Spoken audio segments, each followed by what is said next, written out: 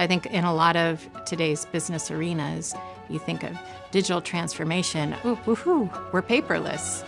And it is so much more than that. They have to be in from the ground floor. They have to be part of it.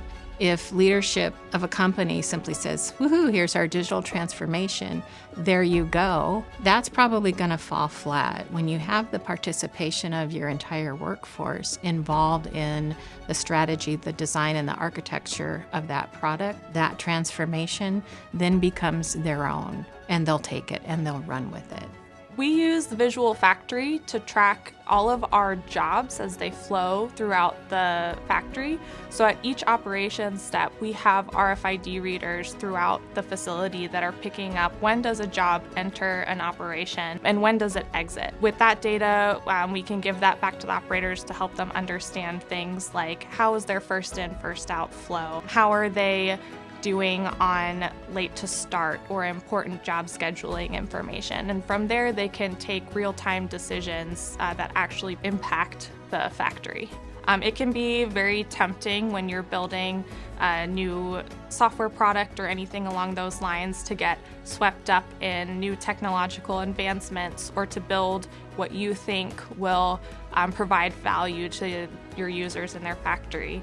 But the fact is your users know their day-to-day best, so the most important thing you can do is talk to them, understand their pain points and their problems and their daily journeys, and let them tell you what you need, and then apply your expertise on software and technology to then build something that is actually useful and a joy for them to use. The concept behind it was, how do we actually go and catch up to the tech industry and use the digital tools, not to just automate what we do, but actually change the way we do business.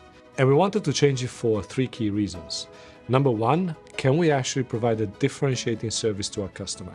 Can we provide a service that goes beyond our products and actually make the life and business in our customer programs better? Number 2, we wanted to increase the level of engagement with our people. We wanted to offer them a job space which was digitally aligned with the times, that actually gave them an opportunity to be more effective about their work and also be more creative and have more fun at work. And number 3 was our cost. Now, we focus so much traditionally in manufacturing, how do we find cost savings in our production lines, which ultimately affect our people and ultimately affect our manufacturing processes. That foundation starts the discussion, right? It broadens the conversation around the quality of the part. It opens up the discussion of the efficiency of the manufacturing process. Can we change something in the engineering of the part itself and partner with our customer in the manufacturing process or in the material selection that would make it more efficient? And in order to really have those deeper conversations, we have to start by giving our customers information. And that's the part of the journey that we are on right now.